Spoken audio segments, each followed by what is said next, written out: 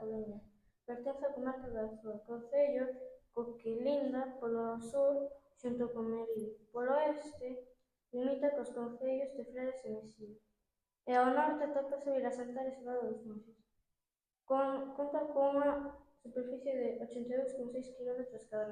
O municipio está formado por estas 13 parroquias: Boimorto, Andabao, Os Ánxeles, Arceo, Boimil, Sendelle, Brates, Boazo, Cardeiro, Corneda, Dormeá, Mercurín e Rodieiros. A parroquia máis poboada é a de Boimorto, cuns 500 habitantes. Non podemos falar dun núcleo concello, que funciona como un motor de crecemento, senón que nos podemos recibir como capital do concello como centro de servizos, xa que ali atópanse case todos os establecementos comerciais e a maioría das infraestructuras municipais.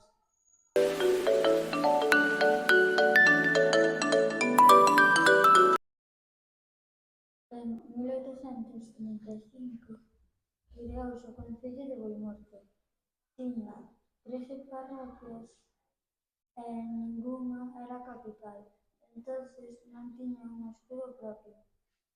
No ano 1935, ante a necesidade dun escudo propio, encárgalle a Manuel Rico Barea investigar sobre a historia do concello e deseñar un escudo que identifique. Un ano despois, Manuel Rico entrégalle ao concello o proxecto de escudo. Este é o escudo de Boimorto. Na parte inferior repártese a cruz de Santiago, patrón da capitalidade do concello, e dúas vieiras que simbolizan o camiño de Santiago. Tamén aparecen as ondas de dous ríos, o Tambre e o Iso.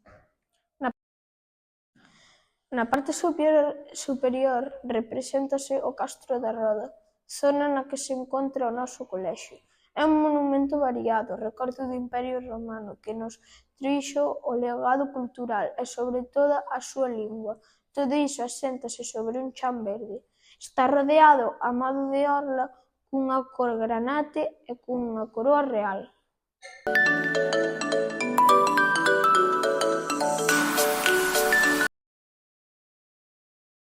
A economía do concello está nun período de cambio, pasando unha etapa principalmente agraria. Ao grande peso económico recae sobre o sector servizos. O sector primario deixou de ser a principal fonte de traballo debido ás grandes transformacións sufridas nos últimos anos. O sector primario está representado pola gandaría, principalmente bovina, de alimentación láctea. O gando porcino e avícola non son tan importantes como o bovino, aunque nestes últimos anos o gando avícola tivo un gran aumento co asentamento de varias granxas.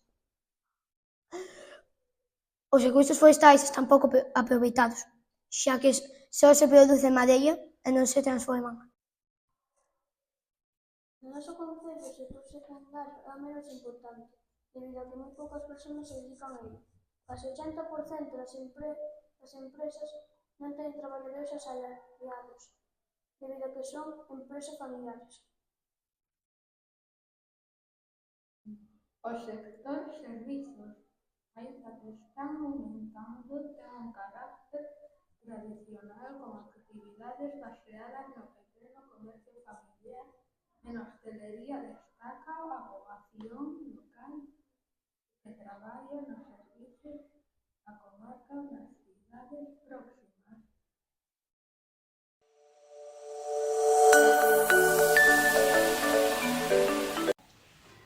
As terras de Boimorto teñen un relevo ondulado con valles moi fermosos. As montañas que hai aquí case superan os 500 metros de altura, polo que é apropiado para a agricultura e gandería. Hai grandes extensións dedicadas a monte con plantación de carballos, eucaliptos, casiñeiros, piñeiros. Tamén hai grandes praderías con moi boa herba, coa que se alimenta o gando vacuno. Boimorto conta con numerosas correntes de auga. As máis importantes son o río Tambre e o río Iso, moi importante pola cantidade de troitas que se crían nel.